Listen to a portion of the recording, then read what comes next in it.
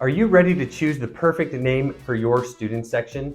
Choosing the right name for your student section can make all the difference for creating a fierce and passionate student fan base at athletic events. But with so many names and so many options out there, it's easy to fall into these common mistakes and pitfalls that create a lackluster name.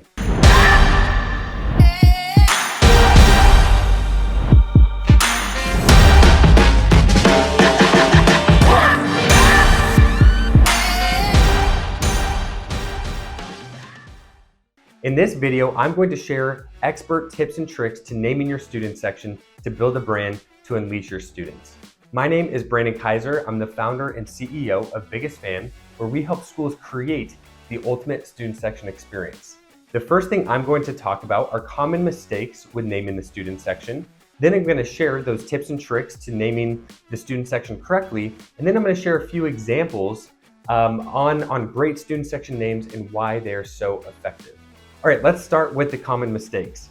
All right, the first mistake that I see across the country is that there is no student section name. Most schools in the country don't even have a name for their student section. It's just students show up to the game and stand or sit in the section, or it's like an ASB Instagram account, or it's a rewards program. There's just no name. An example of this, even at the highest of levels, is Kansas State. If you go on their Instagram, it's literally just K-State students. That is the brand of the student section. Okay, so that's the first mistake, is there's no name. We need a name. We need to give students a brand to get excited about. The second common mistake is that there's multiple names, right? So there's maybe an overarching name. There's a name for the the volleyball student section, the basketball student section. Ohio State, for example, has Block O, and then each sport has its own unique student section name.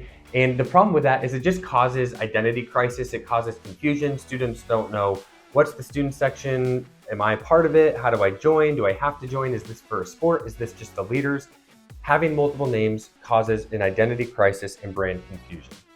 The third common mistake is naming your student section after a coach. Why? Because coaches come and go, right? An example of this would be the Michigan State Izzone after Tom Izzo. He's a legendary coach. Now, I think Tom Izzo has cemented his legacy at Michigan State to where they will probably keep that name. But at a lot of schools, again, coaches come and go. So if you name your student section after a coach and then that coach leaves, now your student section is not really relevant, at least in your brand and your name. The fourth mistake I see is naming your student section after a specific venue or gym or physical location or section, right? I grew up in Colorado Springs, so the Air Force Academy, it was called Section 8. That was like my first exposure to a collegiate student section. But what happens if the student section moves to a different section, right? And they change the seating chart? Or what happens if the name of the arena changes? For example, Cameron Crazies, right? Iconic brand, iconic name. But what if it's no longer Cameron Indoor, right? What if they get a new arena? Then again, I think they've cemented their legacy, but still, now that name is not going to be quite as relevant for the student section. All right, and then the last mistake is simply just having something that's too generic, where there's multiple schools with the same name. A couple examples of that would be like the Dog Pound or the Blue Crew. Now, you can still have an awesome student section with those names. You can still create an unbelievable culture surrounding those names. And so if you've inherited that name, don't worry, go create the most amazing experience. But if you're starting from scratch, let's stay away from these generic names if at all possible. So here are our expert tips to creating the perfect student section name. The first is one name across the board. We don't want any sort of identity crisis. We don't want any sort of brand confusion. We want students to be crystal clear on that if you're a student and you show up to an athletic event, you are part of the student section, right? I'm part of the blank. I am a blank. Now, let me take a step back too. Why is even having a student section name so important? Well, it gives students ownership. It gives them the opportunity to take responsibility for their own student section experience. They want to represent the brand. They want to identify in something that's bigger than themselves. So give your students a brand, give them something to be excited about to create the experience. It also helps them kind of tie the emotions and the experience they're having at games with something tangible. That's why, companies and everything across the world has a brand, is because it gives fans and customers something to identify with, right? So we need a brand. So keep it simple, or have one name. Keep the name simple. And then when you are selecting your name, there's really three things that you should build your name off of. The first is your school name or acronym. The second is your mascot name or acronym. And then the third is something that's unique about your culture. This could be something unique about your campus culture, or this could be the type of culture that you're creating in your student section. All right, so those are really the three key things that you need to consider when you're creating the perfect student section name. Is one name, keep it simple, and then you can either build it off your school acronym or school name, your mascot, and then your culture. And then always when you are testing out names, please run it through this test where you say, I am a blank, or I am part of the blank, right? So what are some examples of this? Well, I'm wearing my GCU jersey, right? It's got the Havocs name on the back. Obviously, I helped create the Havocs and build that up from scratch. We released these jerseys my senior year with our All Access Pass, which is our membership model that generated revenue and increased demand. And when I first started as a Havocs leader, there were two student section names. There was the Monsoon section and then the Havocs, which were the craziest part of the Monsoon. We operated under this dual brand for 2 years, and what we realized is it caused confusion. People said, well, what's the Monsoon? What are the Havocs? Do I have to join? Do I have to pay? Who are the leaders? Do they have a separate name? And so senior year, we realized, hey, we need to drop the Monsoon name. Everyone is a Havoc. And then for the students who really want to get more involved and are crazy, then we can have something special for them, like a membership or something like that. So we dropped the name and it was just Havocs across the board. If you are a student at GCU, you show up to an athletic event, you are a Havoc. The leaders are simply just the Havoc leaders. The All Access Pass is the Havocs All Access Pass. So one brand across the board. Now, what do Havocs have to do with Grand Canyon University or the Antelopes? Absolutely nothing. But we wanted to create a culture that was crazy, right? That wreaked havoc on opponents. And so that name was selected, and then we actually built the culture around that name of the Havocs. Now, a couple other practical examples, and I'm going to pull from a couple clients here.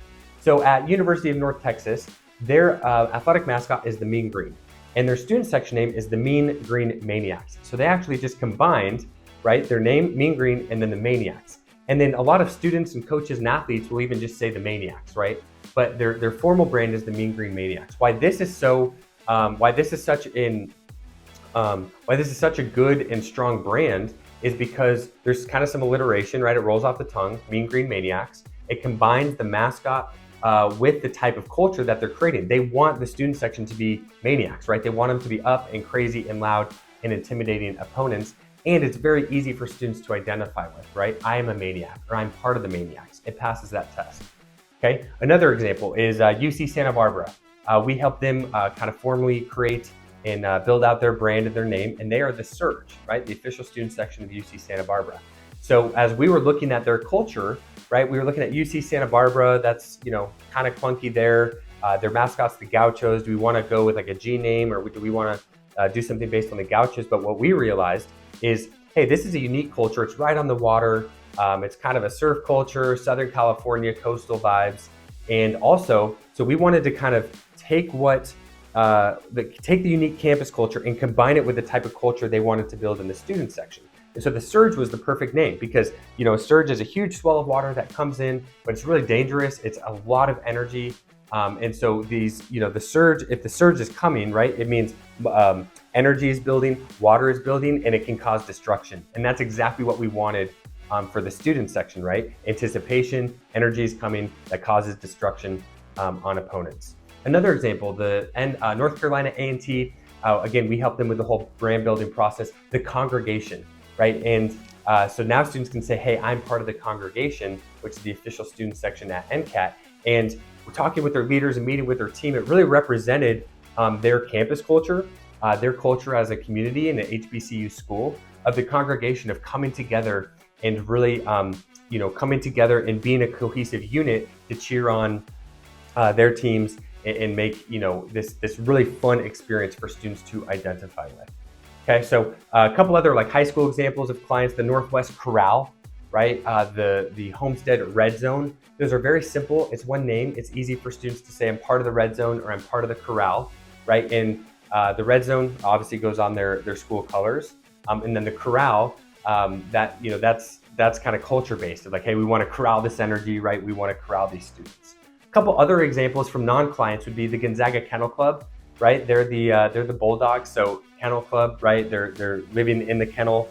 People can say I'm part of the kennel or I'm in the kennel. Another example would be the University of Arizona Zona Zoo. Again, they kind of combine the school of Zona and then the type of culture, zoo. We want it to be crazy, right? We want it to be chaotic. So those are a few examples, right? I went over a few examples of that kind of fall under the common mistakes. And then I gave you a few really strong examples of exactly how to pick one name, keep it simple, and then build it based off your school, your culture, or your mascot. So please, if you're building a student section, don't make these common mistakes or pitfalls. Your student section name is super important. You can only build it once, so do it right. And when you build a strong brand, make sure you build the experience to match that type of culture. And when you have a brand and you have an experience, that's when you're gonna unleash your students and ignite your campus and build a student section movement. And that's what you see all across the country with the top student sections, whether it's GCU, whether it's the Mean Green Maniacs, or many more. So be sure to subscribe, share. Would love to hear some student section names in the comments below. Be sure to check out some of our other videos. If you need help with naming your student section or you want to learn more, check out the links below. We'd love to get on the phone with you.